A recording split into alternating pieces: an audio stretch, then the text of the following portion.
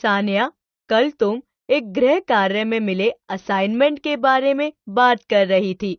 उसमें तुम्हें क्या करना था और मैं तुम्हारी क्या मदद कर सकता हूँ? हाँ, मुझे आपकी मदद चाहिए।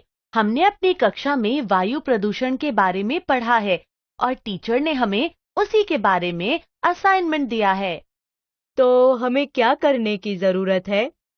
हमारे टीचर ने हमें अपने घर के 1 किलोमीटर के अंदर निरीक्षण करने को कहा है, जिसमें हमें देखने की जरूरत है दुकानों में चीजें कैसे पैक होती हैं, पार्क के सूखे पत्तों का क्या किया जाता है, क्या मोहल्ले में एक कूड़ेदान है, कचरे के साथ क्या होता है, आपके क्षेत्र में कितने पूर्ण विकसित पेड़ हैं।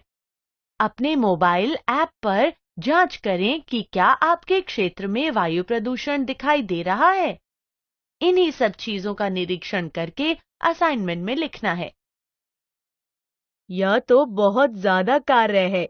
सानिया, हमें अभी से ही शुरू कर देना चाहिए, नहीं तो इसे पूरा करने में बहुत परेशानी होगी।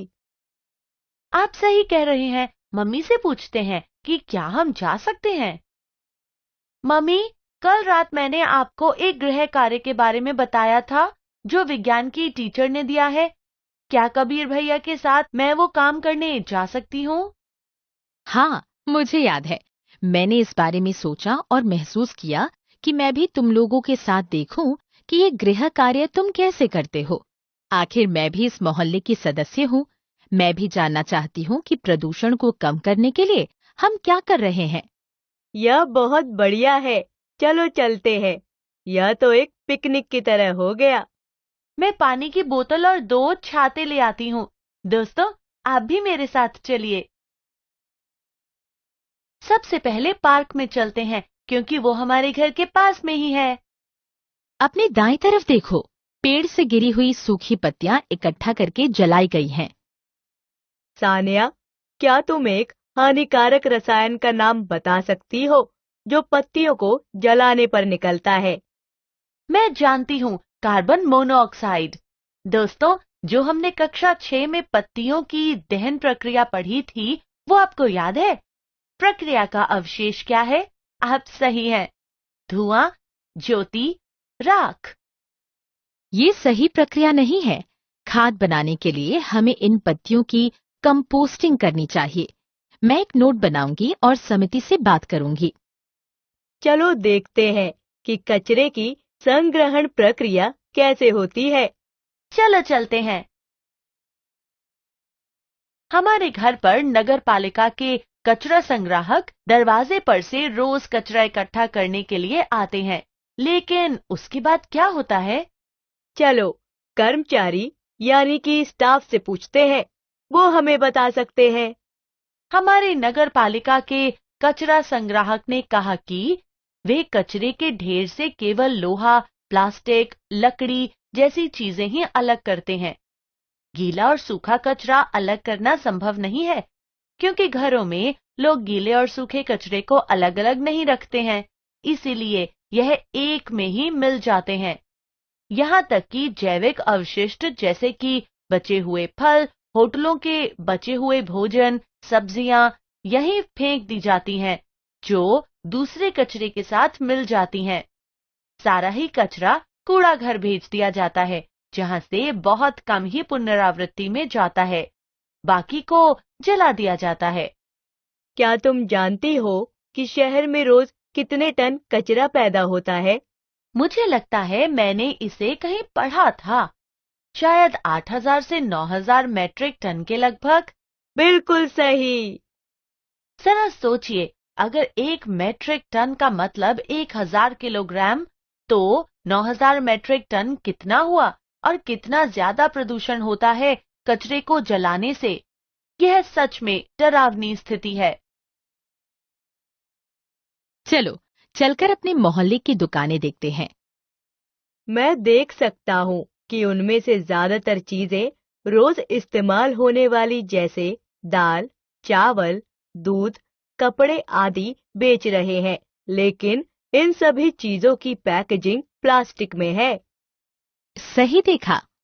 यह सच है। जब भी मैं चिप्स या कोल्ड ड्रिंक्स खरीदती हूँ तो वह प्लास्टिक में लिपटी या प्लास्टिक की बोतल में मिलती है और मैं खाने के बाद उसके रैपर और बोतल को कूड़ेदान में डाल देती हूँ क्योंकि इसका पुनर्चक्रण नहीं हो सकता है। दोस्तों, हम जानते हैं कि जो कुछ भी हम खाते या पीते हैं उसका असर पर्यावरण पर पड़ता है। इसी वजह से मैं चिप्स खाने और कोल्ड ड्रिंक पीने के लिए मना करती हूँ। ये सेहत और पर्यावरण दोनों के लिए हानिकारक है। अब से मैं इसका ध्यान रखूंगी। क्या आवासीय क्षेत्र के पास कोई कारखाने हैं? हाँ, यह देखो, बड़ी सी इमारत, कोई फैक्ट्री लग रही है। तुम कुछ हद तक ठीक हो। ये फैक्ट्री ही है, पर 15 साल से बंद पड़ी है। फैक्ट्री जरूर बहुत धुआं उत्पन्न करती होगी, तभी सरकार ने इसे बंद करवा दिया। हाँ, हमारी टीचर ने भी बताया था कि कैसे ताजमहल अपनी रंगत खो रहा है। ताजमहल के आसपास जो फैक्ट्रियां हैं, उनसे सल्फर डाइऑक्साइड और नाइट्रोजन डाइऑक्साइड जैसे खतरनाक गैस वायु को प्रदूषित कर रहे हैं। इन खतरनाक गैसों के कारण अम्ल वर्षा भी हुई है, जिससे ताजमहल को नुकसान पहुंच रहा है। मैंने भी इंटरनेट पर इसके बारे में पढ़ा था। अब हम आगे बढ़ें।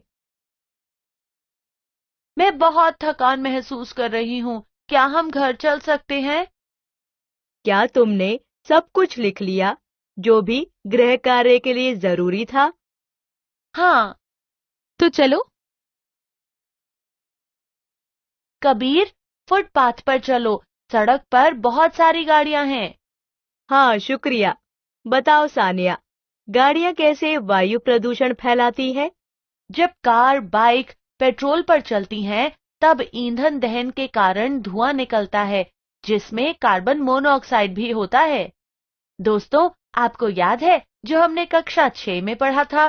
बताइए, कौन से ईंधन से गाड़ी को चलाना चाहिए पेट्रोल के अलावा? हाँ, आप एकदम सही हैं, सीएनजी। हमारे घर के सामान भी वायु प्रदूषण फैलाते हैं। सीएफसी मतलब क्लोरोफ्लोरोकार्बन, जो कि फ्रिज, एयर कंडीशनर में इस्तेमाल होती है, ये भी हमारे पर्यावरण को नुकसान पहुंचाती है। लो, बात करते करते हम घर भी पहुंच गए। तो हम सबने अपने आसपास के बारे में क्या जाना?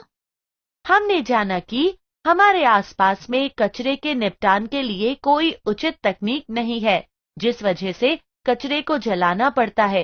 रोज इस्तेमाल होने वाली चीजें जैसे फल, सब्जियां, कपड़े, इन सब की पैकेजिंग अभी भी प्लास्टिक में की जा रही है। सूखी पत्तियों को जलाने से हानिकारक रसायन जैसे कार्बन मोनोऑक्साइड निकलती है। हमारे इलाके में लगभग 30 बड़े पेड़ हैं। अभी और कौन सी चीजें हैं जिसके बारे में जानना बाकी है? अभी इन चीजों के बारे में जानना है। हमारे इलाके में ऐसे कितने घर हैं जहां उपकरणों में सीएफसी है? कितने लोग अभी तक वाहनों में ईंधन के रूप में पेट्रोल का इस्तेमाल करते हैं? कितने लोग अपने घरों के सूखे और गीले कचरे अलग अलग रखते हैं? दोस्तों, क्या आप इसमें मेरी मदद कर सकते हैं? क्या आप अपने इलाके के 10 लोगों से ये 3 सवाल पूछ सकते हैं? मुझे इस बात का दुख हो रहा है, हम जिस वातावरण में रहते हैं उसे ही दूषित कर रहे हैं। मुझे ये समझ नहीं आ रहा कि हम इसे ठीक करने के लिए क्या कर सकते हैं। हम जरूर कर सकते हैं, लेकिन उसके लिए हमें कुछ योजना बनानी होगी। मुझे बताओ। मेरे कुछ विचार इस प्रकार है। हम अपने इलाके के लोगों से कहेंगे कि पॉलिथीन बैग का इस्तेमाल न करें। हम हर महीने वृक्षारोपण अभियान कर सकते हैं। हम लोगों से गीले सूखे कचरे को अलग अलग रखने की बात भी करेंगे। हाँ, ये सही विचार है। मैं भी समिति से बात करूंगी और देखूंगी कि कूड़े की पुनरावृत्ति ठीक से हो और सूखी पत्तियों को जलाने के बजाय खाद बनानी शुरू की जाए। सही। मैं यह बात अपने सहपाठियों यानी साथ पढ़ने वाले बच्चों से भी कहूंगी। हम स्कूल में स्वच्छता शपथ भी ले सकते हैं। मैं हेडमास्टर जी से इसके बारे में बात करूंगी। दोस्तों, मैं अब काफी बेहतर महसूस कर रही हूँ। हम अपने वातावरण को बेहतर बनाने में योगदान कर सकते हैं। हम सभी यह काम कर सकते हैं। आप अपने इलाके में वायु प्रदूषण कम करने के लिए क्या कदम उठाएंगे? हमने सीखा कि वायु प्रदूषण एक गंभीर समस्या है और ये गंभीर बीमारियों का कारण भी बन सकता है। अगर हम अधिक से अधिक पेड़ लगाएं तो वायु प्रदूषण को कम कर सकते हैं। सूखी पत्तियों को जलाने के बजाय खाद बनाएं। सीएनजी से चलने वाली गाड़ी का इस्तेमाल करें।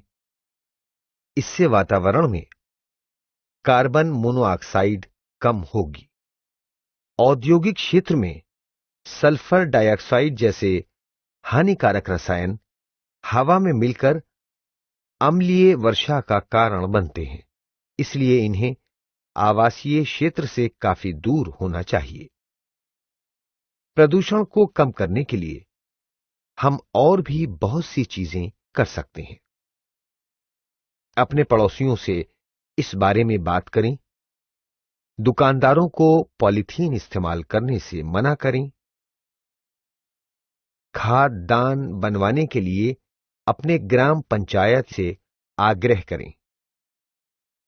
ऐसे इलेक्ट्रॉनिक सामान का इस्तेमाल करें जिसमें सीएफसी न हो। कूड़े कचड़े को इकट्ठा करके उससे खाद बनाएं। पड़ोसियों को सीएनजी से चलने वाली गाड़ी इस्तेमाल करने के लिए प्रेरित करें।